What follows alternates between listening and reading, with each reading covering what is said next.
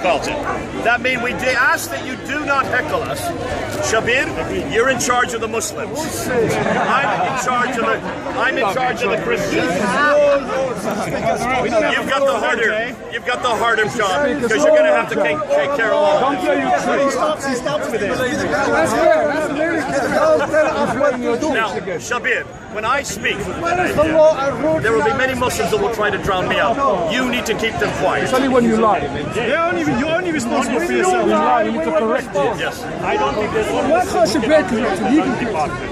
So don't worry. No. If they do, I don't want to have to debate 10 men instead of just one man. I'm sure you can handle yourself, Jay. Brothers, sisters, as Jay has pointed out, it is only courtesy. Of course, we all will get overtaken with our emotions for our own side, but let's try and keep it calm. The sun is hot enough for us today, so let's be calm and let's each other hear out what the other is saying. Okay? You may have to shout. Okay, let's go ahead. I can't shout. Not in the same department. Are you Sorry. looking for a assembly? Sorry? Are you looking for a job? I tried, but they voted Sadiq instead. No, that's not London Assembly. Okay, should I get started? Come on. Okay. Are we ready? Let's go ahead. Good Muslim, he said. Come. Are we ready? That's a good Muslim. I will call myself. If you touch me, I will call myself. Hey, tell your fellow man. Jay, start your tell your Jay, that's neither side. Be fair. Are we ready? Today we're going to ask the question, who is God? And is Jesus God? Now the question has come up many times here at Speaker's Corner. We've always had this question that's come up. Where does Jesus ever say, I am God? Muslims then say, where does he say, worship me? Jesus doesn't say, I am God, worship me. But does he ever say, I am God? Yes, he does.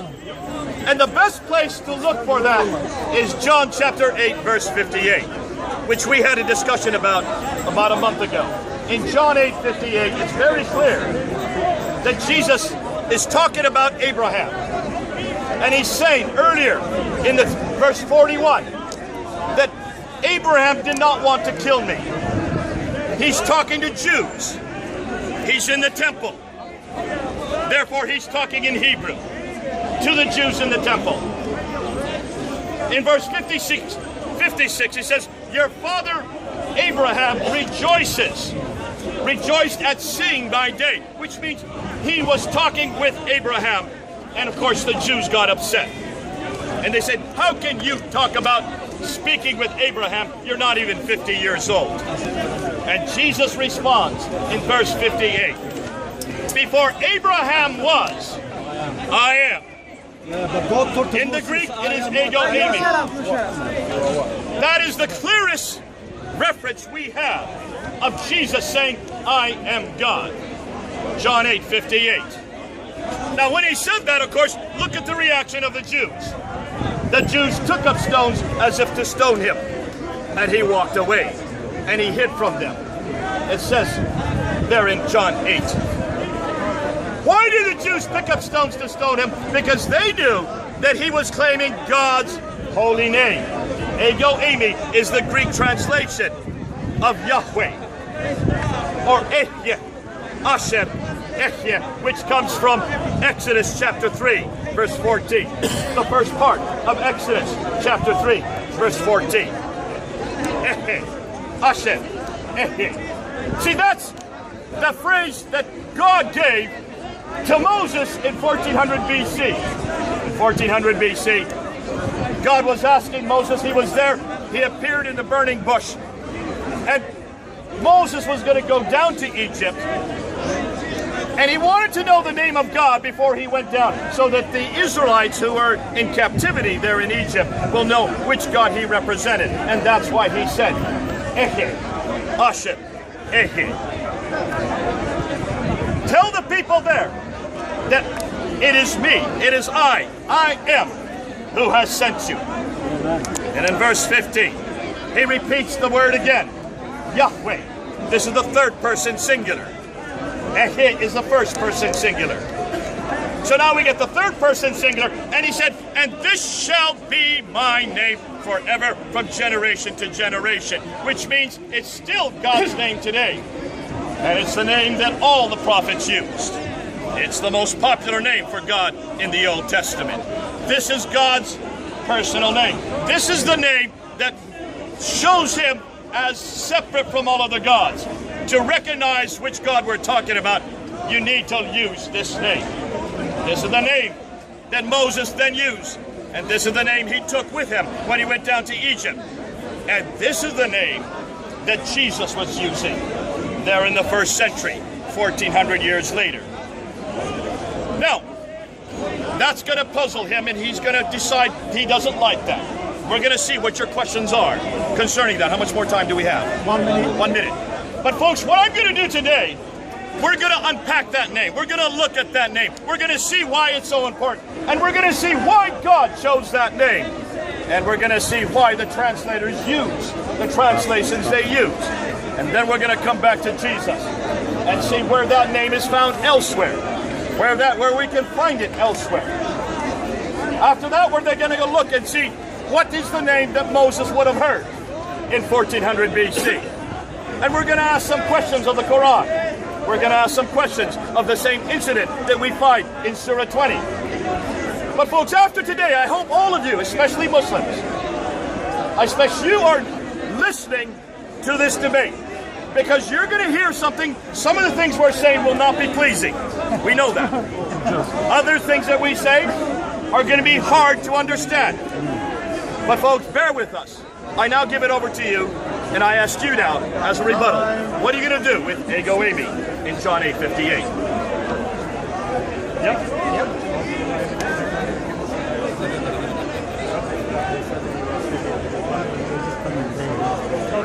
Ladies and gentlemen, brothers and sisters, I am not going to be able to exceed the lung power of the brother here, but I will try my best, okay? The subject matter which Jay mentioned last month was, is there any definitive evidence of Jesus saying he is God? Basically, is Jesus God? From my perspective, usually one would have to consider the evidence that is available. Now, insofar as the evidence is concerned, obviously, from my friend Jay's perspective, Jesus claims to be God in the Bible. The initial problem that I find with this particular contention of Jay is this: that's all I can do. That's the very issue. Just stop the clock with me. We are recording this. This will be up on YouTube. You can get it later on. Thank you, brother. Yeah? There is, the major issue that I have with the contention is this: that number one, there is no definitive statement attributed to Jesus explicitly claiming divinity in the Bible. There is not one. If there was, we wouldn't be having this discussion. Having said that, the other major problem I find is this: that of his own admission, my friend Jay has already stated that the Bible is corrupted. He himself made the admission here that the Bible has been changed. The question I would ask myself, you did say nobody should put in yourself, I hope. Yeah? You see, at the end of the day, if you have made the admission that the information you are obtaining or extracting to formulate your conclusions is based on a book which you yourself have admitted is not entirely trustworthy, then it begs the question how it is that you are accepting what is contained within that book. But having said that, one asks oneself, the claim is being made that Jesus is God. On what basis is this claim being made? By our friends, it is being made on the idea that the term ego ami is somehow related to what was said in the book of Exodus chapter 3 verse 14.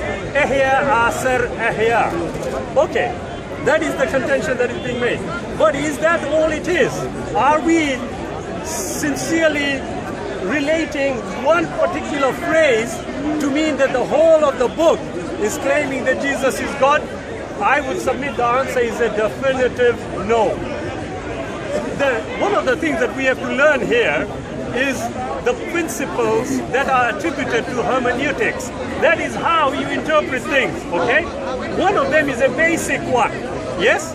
That if you have got something you are reading, if the literal element is the one that is making sense, yes, then you should seek no other sense. In other words, if the verse is clearly telling you something, why do you want to twist it to suit the way you are looking at things? So I would suggest, for example, if I go to the book of Exodus 23, verse 13, we are told, if somebody has got a Bible and can pick it up, please, we are told about how the Creator says, yeah, 23:13. As soon as you find it, let me know, please. Have you got it? Thank you. Yeah? It says, be careful to do everything I have said to you. Do not invoke the names of other gods. Do not let them be heard on your lips. Now, Exodus 23:13 says, do not invoke any other gods.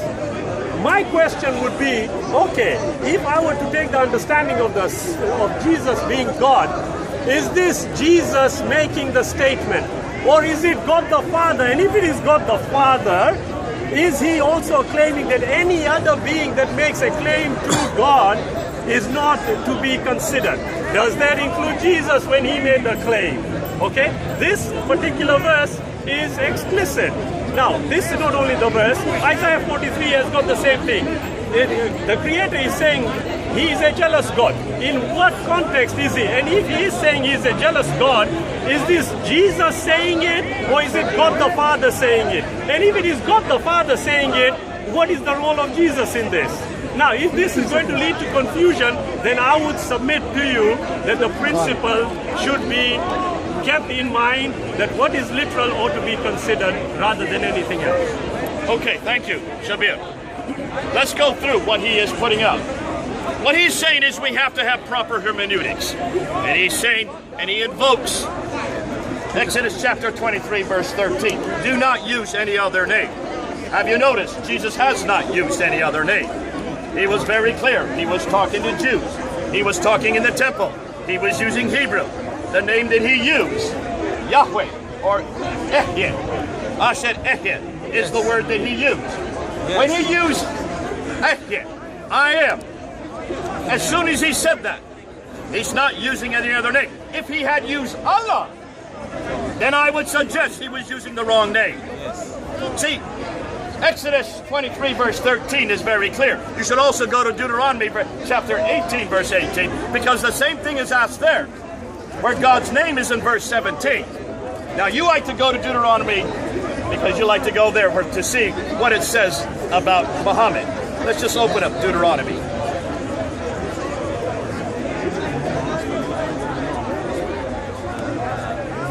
Verse 18, I will raise them up a prophet from among their brethren. You bring this to us all the time.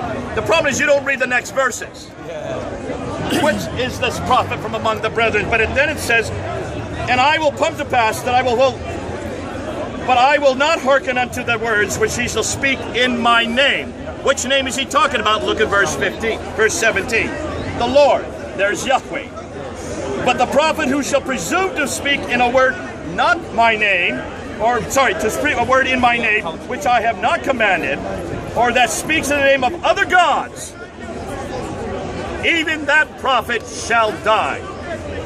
I will take you up on that. Every prophet must speak in this name. And what is this name? Yahweh. Ehyeh. Asher Ehyeh. Any other prophet that speaks in another name, we must put to death, according to verse 20. Don't just stop with verse 18. So what's the name your prophet brought? The name your prophet Muhammad brought is not Ehyeh. Allah. It is not Yahweh. In fact, you won't see that name anywhere in the Quran. But that's the name that all the prophets had to use to show that they were the prophets of this God. And why? Because it wasn't just the Father using it. In fact, it was Jesus that was using it in Exodus 3. If you have any doubts, open up to Exodus chapter 3. Let's just open up to Exodus. You have it in your hand. When you open up to Exodus chapter 3, start with verse 2. there was the angel of the Lord appeared to him. So who is this angel of the Lord? This angel of the Lord comes through over and over again right through the Old Testament. Look and see, verse 4. When the Lord, so this angel of the Lord is the Lord. When this angel of the Lord says, do not come any closer. Who's speaking here? The angel of the Lord, but verse 5 says, God said. So here this angel of the Lord is not only the Lord, he is God as well. And who is this person speaking? He is the one who is the Holy One. I am the God of your father, the God of Abraham, and the God of Isaac, and the God of Jacob. In Joshua chapter 5, verse 13 to 15. Numbers chapter 22, 31 to 32. We see the same thing repeated. And that's why, folks, when you look and see who's speaking here, this ego eimi is God himself. He is the angel of the Lord who comes to earth. And it's the angel of the Lord that you will see in Joshua 5. It's the angel of the Lord that you will see in Numbers 22, sorry. And in every case, that's the second person of the Trinity. Now, it is Jesus, therefore, who is speaking to Moses. It is the same pre-Jesus, or the one who comes before Jesus, who is speaking at the temple in John 8:58. He is not using another name. Therefore, we do not put him to death. The Bible is not corrupted in this case. We pretty much all showed you that it is all consistent. All the way through it's consistent. But folks, that's not the only time we see ego eimi. All the way through in the Old Testament, you will see ego eimi over and over again. It comes up again in Deuteronomy 32:39. See ye now that I, even I, am he. There's the ego eimi again. Who's speaking? God speaking here. Isaiah 41 verse 4. I, the Lord. Did you get that? Should be it. The first and the last. Who claims to be the first and the last? Jesus. Jesus does. Revelation chapter 1. Okay, quiet, folks. So you have also Jesus. You have Jesus making the same claim in Revelation 1. That's it? That's 5 minutes? I'm just getting started. You'll finish it. My friend here seems to respectfully confuse the issue. We are talking about whether Jesus made a definitive claim to be God. The answer still is no, and he hasn't provided any evidence to the contrary. Number one. Number two, he resorts to Exodus, and it is an odd one here, okay? The verse says, and this is what he had read, number 4 said, when the Lord saw that he had gone over to look, God called to him from within the bush. Are we talking about one person or two persons? I would suggest two. If that is the case, it falls on to me to consider whether this particular verse again is talking about Jesus being the individual or the being. You see, Jay referred to verses in the Old Testament and said, look, here, ego eimi is being used again. Ego eimi is being used again. I'm thinking, it wasn't in Greek though, was it? The Old Testament, as far as I'm aware, is not in Greek. So how is he superimposing a Greek text on something that even up to this day the scholars have not been able to establish or identify? For example, he referred to Ahia, Asher, Ahia. Ahia, Asher, Ahia. That is the ego eimi. It is contended. Well, if that is the case, okay, Ahia, Asher, Ahia. What was the true name of God according to the Old Testament? I will wait for Jay to give me that answer in his response. Okay? Because on that basis, we will be able to establish whether the phrase ego eimi, which has been used many, many times in different contexts, does not necessarily mean it is divinity it is talking about. And we talk about hermeneutics, it is a simple one here. If there is a basic understanding, then that is what you must take first, unless you come across something you cannot understand. Now, I did mention the book of Exodus 23:13, and my friend Jay is contending that that is also Jesus. Well, there is no specific information claiming that, so we are left reliant on the interpretations of the people who claim that is the case. Jay also went into Revelation, and who is the Alpha and the Omega? It's the Creator. Well, who is the Creator? Jesus. Okay, that's fine. You want to believe that? I have no issue with that. But the evidence is not stating that. What I had requested, and I'm still requesting, any definitive evidence which cannot be interpreted in a multitude of ways, which is what we are going to get consistently, I'm afraid, from my friend Jay. Nothing specifically claims that he is what they claim he is, that he is God incarnate. Now, Jay also mentioned the Trinity in between. Here is an added element of confusion, because if you are claiming Jesus Christ is a person of the Trinity, you are also making the admission that there are three separate entities. And if there are three separate entities, how can you definitively establish for me that the entity that spoke in Exodus 23:13 was Jesus? I would seek an answer from Jay in his rebuttal. Hey, have you given me a loose one here? Anyway. We see the trick. Yeah? You need to be a little more stable. I know. Be stable like me. Actually, the other isn't I am. But, ego ami. Sorry, I didn't mean that. Okay? But if you think about it, just a joke. Yeah? If you think about it, it is very easy here. Jay has to definitively prove to me that Exodus 23:13, and that's one. I will be going into the others. Is definitively saying that it was Jesus God speaking there, and not Father God. He has claimed about the Trinity, then I would humbly submit to him that he now needs to definitively tell me, Exodus 23:13, it's not God the Father speaking, it is God the Son speaking. I will wait for him to give me a definitive response. Having said that, a bit further than that we go, if you go into Revelations, you go into the New Testament. The New Testament is based on what? On the Greek writings, okay? The Greek writings themselves will tell you certain facts. Ego ami has been used many a time. Yes, it doesn't necessarily mean just because ego ami was used, just I used it, I am stable, it doesn't make me suddenly God. Unless some very, very loving individual for me is going to make me God. Okay. Now, did you hear him say that I said that Exodus 23:13 is Jesus? Did I ever say that? I didn't say that. Please don't quote me when I didn't say. God is speaking in Deuteronomy 18. Get it right. You can roll back the tape if you want to see. I didn't say that he's speaking there in Exodus 23. You're on shaky ground. You're going to fall off again. Deuteronomy 18 is very clear that God is speaking here. And he's speaking to Moses. And he's warning, like you see in Exodus 23 that you like to go to, that be careful of those who come in the name of other gods. That's the warning. And that's the warning we're giving all of you. Because we're saying much more than what he wants to say. These warnings are all through the Old Testament. The warning is, only trust when God speaks in his name. And that name is not Elohim, it's not Adonai, it is Yahweh. It is this name Yahweh that we're looking for.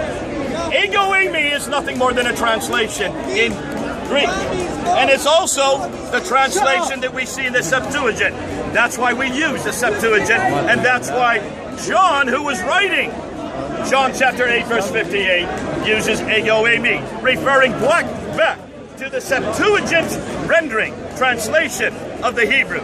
But as I said at the very beginning, Jesus was speaking Hebrew.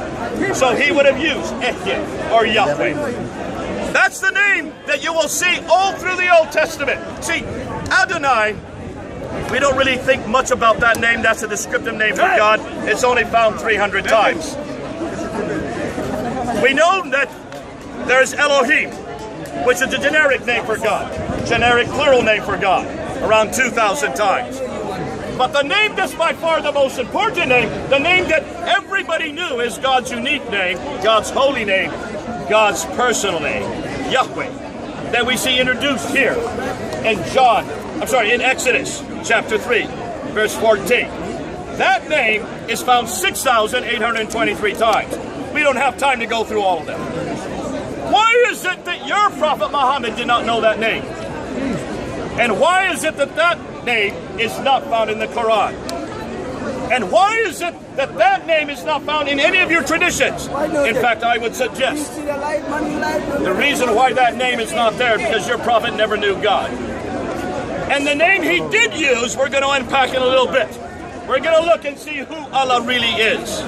And we're going to see Allah is nothing like Yahweh. Allah, in fact, we're going to find, is incapable of doing what Yahweh could do. And your God in the Quran, the God that Muhammad introduced, or the God that Muhammad used, he didn't introduce it. This God, I don't recognize. That's why I love it when Jesus actually used the name Ego Eimi. Now we could go to other things that show why Jesus is God. We're sticking with Ego Eimi today because of the impact that that made on the Jews that were listening. The impact it made on the people right there who wanted to take up stones to stone him. Look at John chapter 18. John chapter 18. He brought it up again. When Jesus said, I am he was going to be arrested. They said, we're looking for Jesus of Nazareth. And he said, I am he. Ego Eimi. The Jews fell back to the ground. They fell back and collapsed on the ground. These Jewish guards. Why? Because here a mere man was using God's holy name. Employing it, not just repeating it, not just speaking it, which no Jew could do. He was actually claiming it. And that's why they reacted the way they reacted. Folks, let's see if Allah can get that kind of reaction. We don't see Allah anywhere coming close to this kind of God. Because what does Ego Eimi mean? Or what does Yahweh mean? What does Ehye, Asher Ehye? Now, in the Septuagint, the Greeks have done a very interesting thing. The Greek scholars in the 2nd century BC, they didn't just say Ego Eimi twice. They went Ego Eimi Ha'an. Are you familiar with this? Yes. Ego Eimi Ha'an. Why did they put Ha'an there? Because when you're translating from the Hebrew into the Greek, if you just repeat Ego Eimi twice, if you just repeat Ehye twice, as it was there in Exodus 3, for someone who was Greek would not understand that. That's why the Septuagint put Ego Eimi Ha'an. I am the being, or who is. We're going to unpack what that means the next time around, since I'm now out of time. But look at that and understand that before you go any further. And then come back and tell me, where does Allah meet those credentials? No, I had asked Brother Jay to come back to some of the questions that I had asked, including Deuteronomy 18. Yes, I asked about the Lord and the God. I asked about Deuteronomy Exodus 23:13. I didn't get anything that was shaky. Possibly for you it was. Yes, but if I can. Yeah, you see, it was simple. I asked, can you definitively tell me, and I will ask it again, can you definitively tell me that it is God the Father that's mentioned there, or is it God the Son, Jesus? That's what I had asked, which I wait for you to answer. But going on what you said, you see, you have mentioned twice the Septuagint.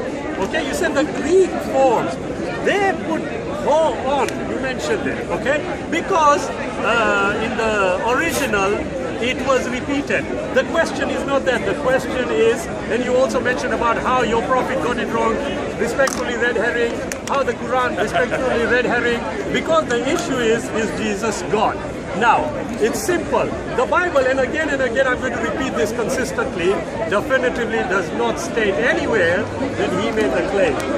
On the contrary, we have statement after statement which clearly says that he was not God. And we are going to address those.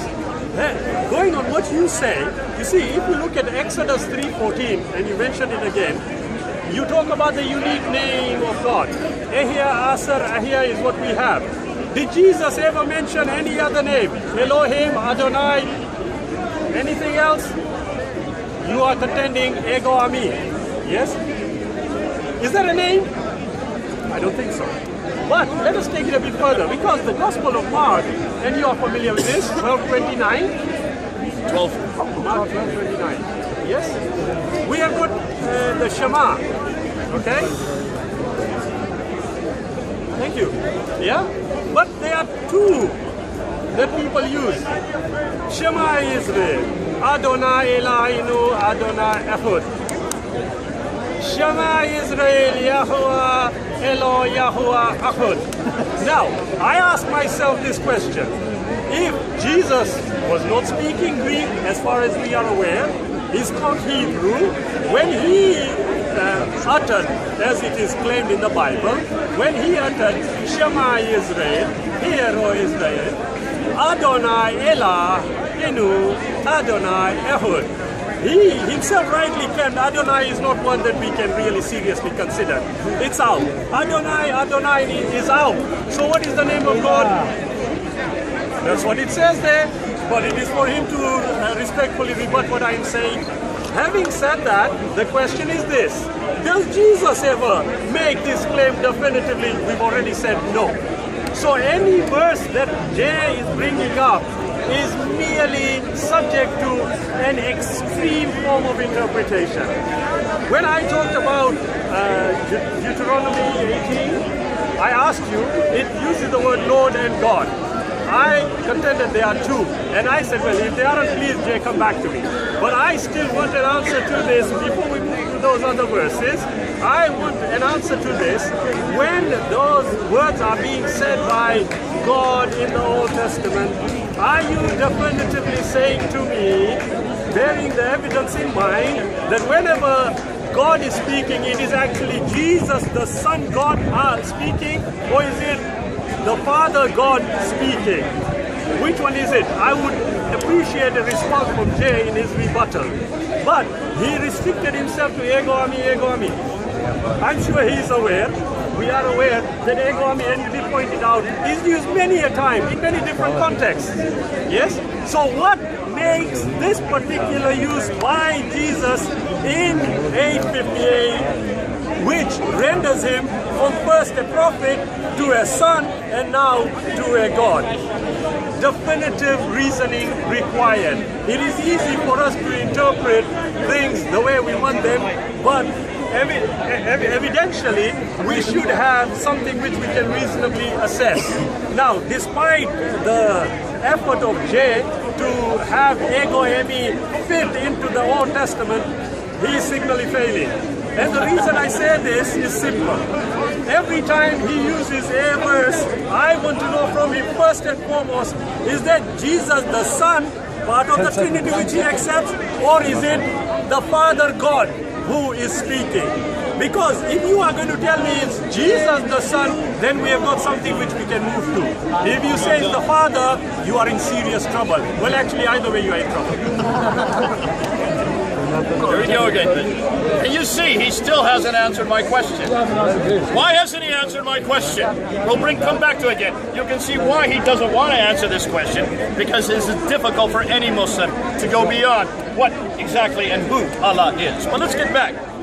You're talking about Mark, where Jesus quotes Yahweh Eloheinu Yahweh Echad. He's actually quoting Deuteronomy chapter 6 verse 4. There is the Shema in Deuteronomy 6 verse 4. And what is the word Yahweh Eloheinu Yahweh Echad? Yahweh is a